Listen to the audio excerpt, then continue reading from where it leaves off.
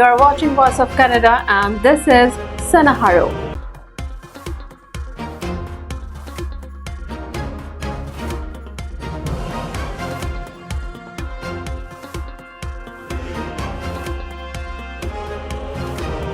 Prime Minister Justin Trudeau used his speech before world leaders gathered for the COP26 climate summit on Monday to call for the creation of a global price on carbon. In Canada, there was a town called Lytton.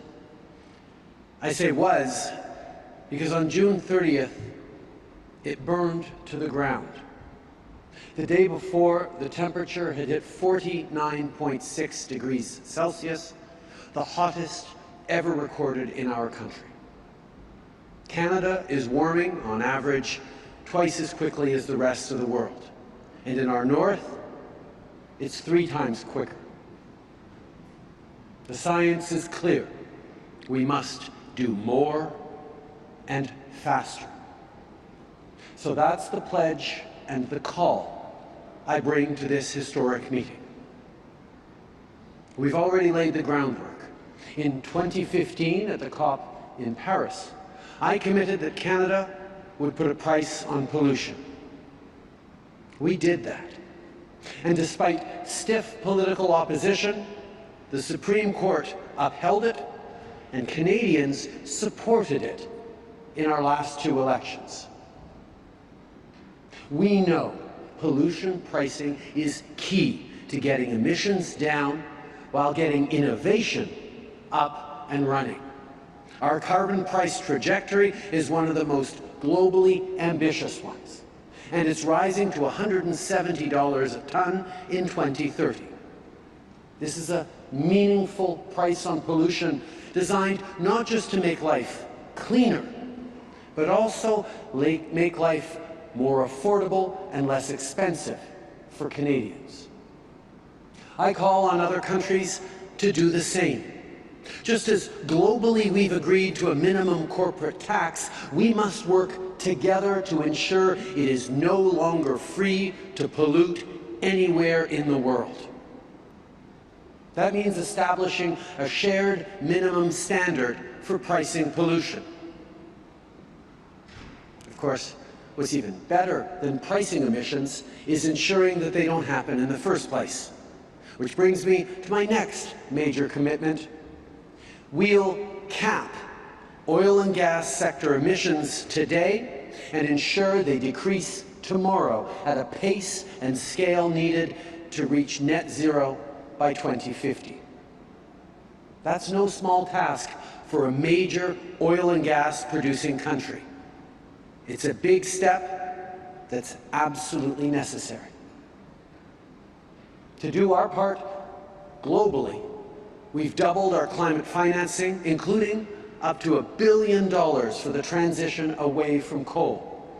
And to help deal with the consequences of climate change, Canada's making our first contribution to the Adaptation Fund.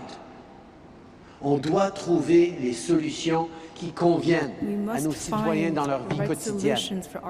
C'est pourquoi le Canada s'est fixé comme objectif de vendre uniquement des voitures zéro émission et d'établir un réseau de distribution d'électricité à émissions net zéro d'ici 2035.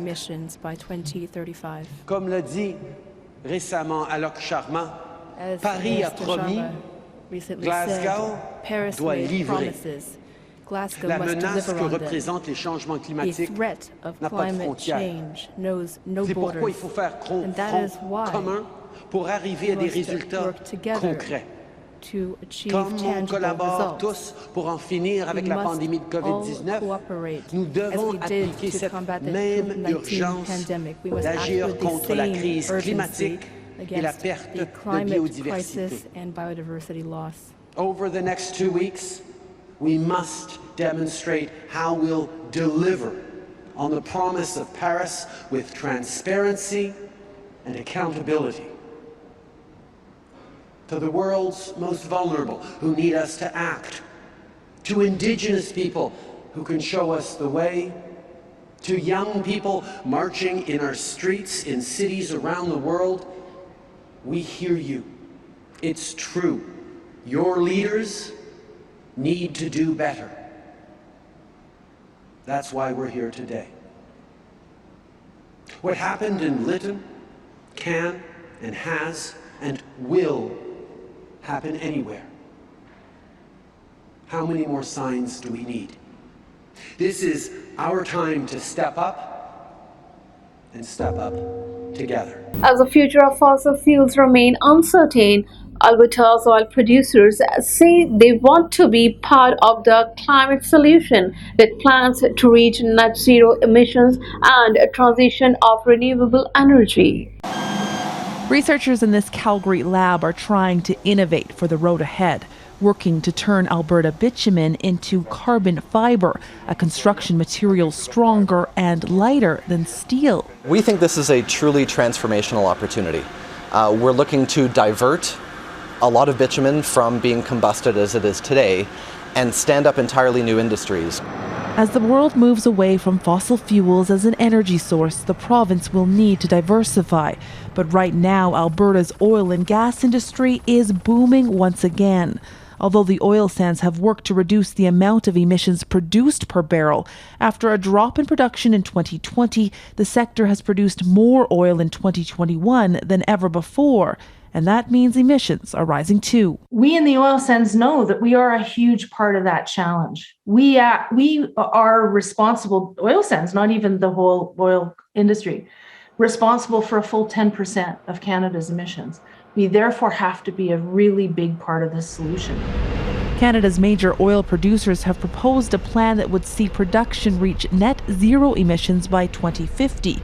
A $75 billion investment in carbon capture and storage the industry hopes the federal government will help fund. I just think the opportunity here, we address our emission side, we should be the globally preferred source of that oil, which would be so good from not only an environmental perspective, but also from a Canadian perspective. It expects global demand for oil to grow through 2050. Not all forecasters agree. Under existing climate policies, the International Energy Agency expects demand for Canadian oil will begin dropping by 2030. So we need to be planning for that future as well. We need to be planning for new sources of growth in the face of risks to old sources of growth. That's not partisanship, that's not ideology, that is sensible planning. Because big changes will be coming, whether this global energy shift is still decades away or coming at the end of this one. More than 100 global leaders have pledged to halt and reverse deforestation and land degradation by the end of the decade, underpinned by $19 billion in public and private funds to invest in protecting and restoring forests. Suggest is to re-engineer the world's financial and economic system to disincentivize deforestation and reward countries and communities for the protection of their forests and the pursuit of a forest-positive economy. The second action the world needs as a real matter of priority and justice is to safeguard and honour the rights of Indigenous peoples and local communities. I can only pray that this time this session will provide us with a real sense of the seriously urgent systemic shifts that need to happen to deliver on our vision. And I urge you all to take forward the work we discussed today with implacable resolve and determination to make things happen on the ground. Thank you, Elizabeth. Thank you so much. Forests matter to me because Canada is the third most forested country in the world. La nature fait partie de notre identité. Canada is working to protect 30% of our lands and oceans by 2030. We're planting 2 billion trees. We're protecting and restoring wetlands, grasslands, and peatlands. And we're supporting Indigenous-led conservation and guardian programs. Ensemble, luttons contre les changements climatiques et la crise de la nature. Лесных экосистем. Их значительный потенциал по поглощению углекислого газа и выработки кислорода. Ведь в нашей стране расположено около 20% всех мировых лесных массивов. Мы принимаем самые серьезные и энергичные меры для их сохранения. совершенствуем управление лесным хозяйством, боремся с незаконными вырубками и лесными пожарами, увеличиваем площади лесовосстановления. Россия поддерживает предложенный к утверждению на сегодняшнем заседании проект совместной декларации по лесам и землепользованию. Рассчитываем, что ее реализация будет стимулировать более тесное партнерство всех заинтересованных государств в деле сбережения лесов. Это, несомненно, послужит достижению цели Парижского соглашения по снижению содержания углекислого газа в атмосфере. My fellow leaders, I'm honored to represent the United States in this important discussion. Conserving our forest and other critical ecosystems is an indispensable piece of keeping our climate goals within reach, as well as many other key priorities that we have together. And today I'm announcing a new plan to conserve global forest, which will bring together a full range of U.S. government tools, diplomatic, financial, and policy to halt forest loss, restore critical carbon sinks, and improve land management. This plan is the first of its kind, and taking a whole government approach and working in our case with Congress to deploy up to $9 billion in U.S. funding through 2030 to conserve and restore our forests and mobilize billions more from our partners. As part of this, we're going to work to ensure markets recognize the true economic value of natural carbon sinks and motivate governments, landowners, and stakeholders to prioritize conservation. It is this simple. Let's get to work. We can do this, and it'll have a generational impact. Thank you. Thank you. Welcome to the first ever COP World Leaders Session on forests and land use, an event that I hope will become a fixture of COP, because climate change and biodiversity are two sides of the same coin. But I'm told that today 110, is that right, Sandrine? 110 leaders have come together representing over 85% of the world's forest estate. They've made a landmark commitment to work together to halt and reverse deforestation and land degradation by 2030. Not just halt, but reverse. And that means more leaders than ever before have now signed up to protect our forests. Let's work together, not just to protect the forests, but also to ensure that the forests return. Thank you very much. Emergency crews responded to a collision in Bowhead after several logs ended up impaling a school bus. People who came upon this scene Tuesday morning expected the worst, especially after finding out the school bus, with massive logs now sticking through a back window, had 21 kids on board. When I found out it was my grandkids may have been in there, I was pretty damn worried. The bus was about to drop off Bill Lane's 10-year-old granddaughter at a nearby elementary school. A logging truck was turning onto Highway 18 when at least one log broke loose and drove through the bus window. From what my understanding was, the bus actually was lifted off the ground and then came back down. Somehow everyone on board is physically okay. Their aunt found her over by the school in her class or something. She's pretty shaken up and scared and covered in glass. I'm a parent too, and my kids rode the school buses in the small communities. So it's something that we take for granted every day. Were supposed to be on the bus, and it's likely lucky they weren't. 2 adults on board were able to help the kids off the bus and into a nearby school for help. We're going to be making sure that there's supports for students and staff, and to see how they're feeling tomorrow and the next day and into next week, just to make sure everyone is feeling pretty good. It is a traumatic event about what could have happened. The intersection is a major one in town, with traffic only increasing. Lane, who sits on council, says change is needed. Trying to get a bypass through 2 miles out where they're not coming through the town so much, these logs and stuff. It's dangerous. It would be up to the province to initiate that. I'm not sure there's a will to do that. Again, historically, the movement of those types of vehicles through the community have been safe. While it wasn't safe this time, those who saw what happened know it could have been worse. Tony Chan grew up in Vancouver, got married, and later raised his two sons in a Richmond, British Columbia townhome he bought in 2000. Tony Chan grew up in Vancouver, got married, and later raised his two sons in this Richmond townhome he bought 20 years ago.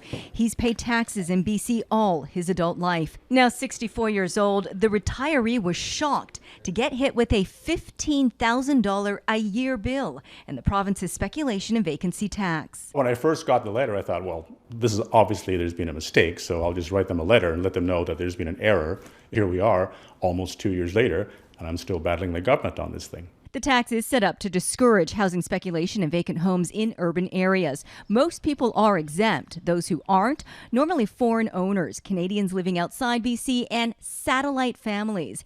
This is Tony's only property. He lives here full time and is even on the Strata Council. But he got married in 2005. His wife lives and works in the States, making her the breadwinner, and the pair a satellite family. The home isn't even in her name, and they don't have shared accounts. Clearly, I don't fall under the circle of what they were trying to achieve. And I understand they're trying to keep offshore people away from buying homes and driving up prices. I'm certainly not doing that. It's clear. So it's not even a fine. He spent the last 2 years appealing the tax to no avail. He now owes $30,000 plus interest, with another $15,000 bill for next year, and fears he may be forced to sell the home he planned to live in with his wife. Which doesn't make any sense. I mean, selling my place, I would have to buy another place away from my entire family, which I've lived my entire life here. So it doesn't make any sense. Tony is still looking at different avenues to fight them. Canadian home buyers are facing housing delays amid global supply chain disruptions, with home building activity across the country snarled by a lack of readily available materials and labor. Maya and Val's move into their first house was delayed several times during the pandemic. They were supposed to take possession in May, but only got the keys half a year later after the birth of their first child. We were definitely going through some stress, lots of emotions at play, but I guess we were kind of able to get through it. They were lucky to be able to stay with parents while they waited for their home to be ready. If you're going to be moving, make sure to do it before having the birth of a child. I'll say that kind of complicates things a little bit. The Canadian Home Builders Association says this type of lengthy holdup is becoming common from coast to coast to coast. On average, in Canada, we're seeing delays on closings of about 7 weeks. About a quarter of our members are experiencing delays of more than 9 weeks. Supply chain snarls hit construction throughout the home building process, resulting in lengthy delays. Now, once people get into their home, there are long waits for appliances, plumbing materials, windows, bathtubs, even garage doors. To slow things down even more, there's a shortage of skilled laborers to tackle the massive backlog. The cost of raw goods is a factor too. The price of lumber hit record highs earlier this year. The housing frenzy created an historic lumber shortage. Tim Haddle's home framing business is busier than ever, but he can't hire enough people to meet all the demand. It's a great problem to have, but it is frustrating. He's been in the business for 2 decades and says he's never seen supply chain issues like he's seeing now. We've had to delay some projects just because of shortages of materials. My crystal ball says about another year before we are actually back to a normal. These extra complications come as demand for houses and more space has spiked because of the pandemic, putting additional strain on limited supply and further stoking an already hot housing market. Keep watching Voice of Canada. For further updates, visit our website voiceofcanada.tv.